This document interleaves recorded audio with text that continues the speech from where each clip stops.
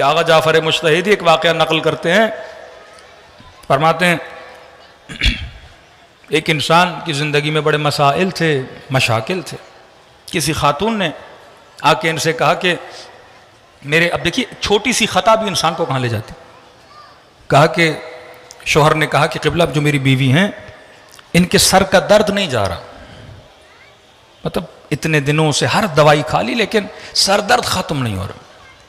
تھوڑی دیر کے لیے آ گئے مجتہدی نے سوچا، جعفر مجتہدی، اور اس کے بعد کا خاتون تم نے بے وجہ اپنے چھوٹے بچے کو مارا ہے جس کے نتیجے میں تمہیں سر میں درد ہوا ہے.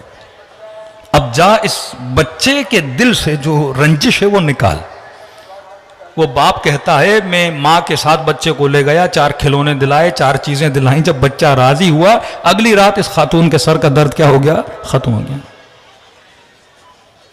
بہت بڑے عالم دین تہران کے فرماتے ہیں مجالس پڑھتا تھا، ہمیشہ جب گھر دیر جاتا تو میں گھر والوں کو بتاتا تھا. اس زمانے میں ٹیلی فون اور یہ چیزیں نہیں تھیں. کہتے ہیں ایک دن مجھے بہت لیٹ ہو گئی، تقریباً رات کے 2:30-3 بج گئے اور میرے بچے پریشان، بیوی گھر میں اکیلی تھیں، بچیاں چھوٹی تھیں. وہ اتنے پریشان ہو گئے کہ اللہ جانے کوئی حادثہ نہ ہو گیا ہو، کہیں پہ کوئی مسئلہ نہ پیش آیا ہو. 2:30 رات کے 3 بج گئے، آئے کیوں نہیں؟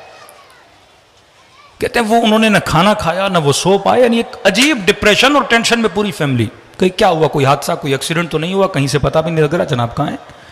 کہتے ہیں میں رات دیر پہنچا، 2:30 بجے 3 بجے، اور پہنچنے کے بعد میں نے فیملی سے ایکسکیوز بھی نہیں کیا کہ میری وجہ سے آپ پریشان ہوئے، میں آپ کو پیغام دے دیتا.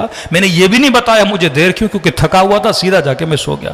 کہتے قبلہ میں سویا تقریباً 1 مہینے تک میری آنکھ میں تکلیف تھی. اور جب کسی عالم سے پوچھا اس تکلیف کی وجہ کیا ہے، کہ اس کی وجہ یہ ہے کہ تم نے اپنی فیملی کو یہ ڈپریشن، یہ ٹینشن، یہ پریشانی دی، اس کی بلا خدا نے تمہارے اوپر نازل کی.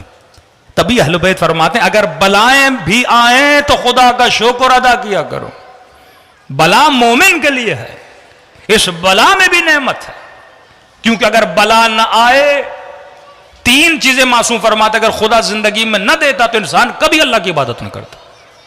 کہ مولا کون سی 3 چیزیں؟ فرمایا ایک فقر، دوسرا بیماری، تیسرا موت. اگر انسان ہمیشہ امیر رہتا ہے اسے اللہ کی ضرورت کیا تھی؟ ہمیشہ صحت مند، تنومند، صحیح سالم رہتا اسے اللہ کی کیا ضرورت تھی؟ اور ہمیشہ زندہ رہتا، فرمایا یہ کبھی بھی اللہ کی عبادت نہ کرتا. اللہ جان بوجھ کے فقیر بناتا ہے کبھی امیر کو، تاکہ اسے یاد تو آئے کوئی غنی مطلق بھی ہے. کبھی اسے بیماری دیتا ہے، اکڑ والا بندہ، تکبر والا بندہ اچانک ایسی بیماری میں مبتلا ہوتا ہے، ہاسپٹلائز ہو جاتا ہے، فوراً یا غیاث المستغیثین پرچیاں آ جاتی ہیں، مولانا بیمار ہیں ذرا دعا تو کرائیے. اور تیسری موت بڑے بڑے بندوں کو اللہ کے قریب لے کر آ جاتی ہے. تو فرمایا اشک ندامت، پشیمانی کے آنسو یہ اللہ کی دربار میں قابل تعریف ہے. جناب اور اشک ندامت توبہ کی امام حسین نے قبول کی. لیکن ایک بات یاد رکھنا، ندامت جتنی جلدی ہو بہتر ہے. ندامت میں اگر دیر کرو گے تو پشیمانی ہمیشہ کے لیے باقی رہے گی. امام حسین نے کئی لوگوں کو دعوت دی کہ آؤ کربلا میں میری مدد کے لیے، جن میں ایک حر جعفی نہیں گئے امام حسین کے کہنے پر. اور کربلا کا واقعہ رونما ہوا، اور جب عصر عاشور گزر گئی اور جب کربلا پہنچا لاشوں کو زمین پہ گرا ہوا دیکھا تو اپنا سر پیٹ رہا تھا، اے کاش میں حسین کی مدد کے لیے آتا.